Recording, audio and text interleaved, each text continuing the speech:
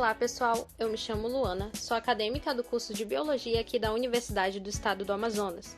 E juntamente com os meus amigos Mikael e Vanessa, também acadêmicos do curso, vamos conversar com vocês sobre a evolução e as evidências evolutivas anatômicas e vestigiais.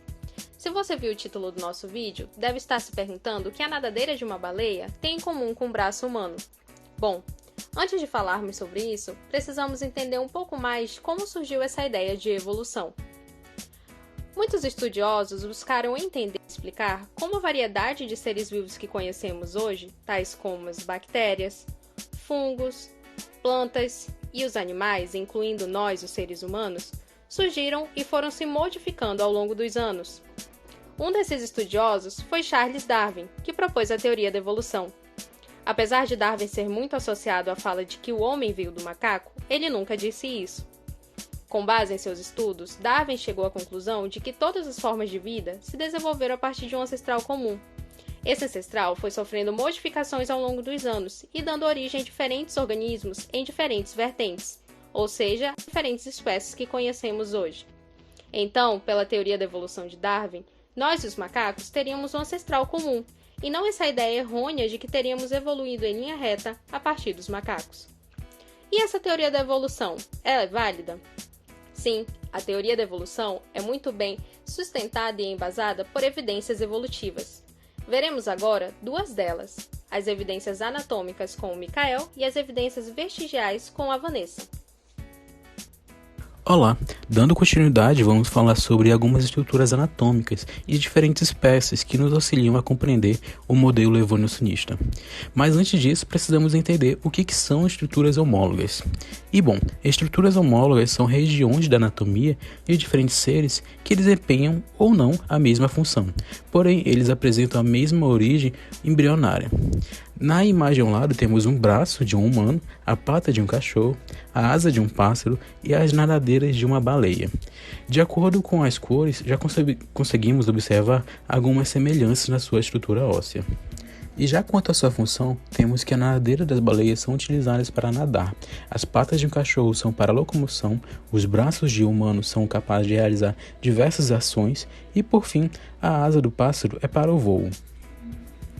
Focando melhor na semelhança entre as nadadeiras e os braços, temos que há uma enorme correspondência óssea entre eles, podendo ser observado o húmero, rádio, una e diversos outros ossos em comum. Também precisamos falar sobre as estruturas análogas. O que seria isso? São estruturas que apresentam funções iguais, porém a sua origem embrionária é completamente diferente. Como exemplo disso, temos as asas de insetos e as asas de aves. A função é a mesma, que é a de voar, porém a sua origem embrionária é completamente diferente. Na ilustração ao lado temos a asa de um inseto com as suas nervuras e formado por quitina. Enquanto isso, temos a asa de uma ave que apresenta os ossos e também as penas. Quanto à origem embrionária, temos que nas aves, as asas se formam a partir dos ossos dos membros dianteiros e nas moscas elas se formam a partir de uma dobra do revestimento externo. Olá, você já parou para pensar para que serve o apêndice humano, além de inflamar e ter que ser retirado? Apesar dessa estrutura não ter muita função no corpo, pelo menos não a função original, elas nos fornecem dicas sobre o nosso passado, e isso pode ser explicado através das evidências vestigiais. As evidências vestigiais podem ser órgãos ou estruturas vestigiais de um organismo vivo que perderam ou modificaram sua funcionalidade ao longo do tempo. Esses órgãos deixam de exercer a função principal que tinham em uma espécie de ancestral comum. Voltando para a pergunta do início sobre o apêndice, estudos sugerem que esse órgão pode ter sido muito útil para os nossos ancestrais, já que estes possuem uma dieta mais rica em vegetais, uma vez que a função principal do apêndice é abrigar micro-organismos capazes de quebrar a celulose. Com a mudança da dieta humana, esse órgão não apresentou mais vantagens.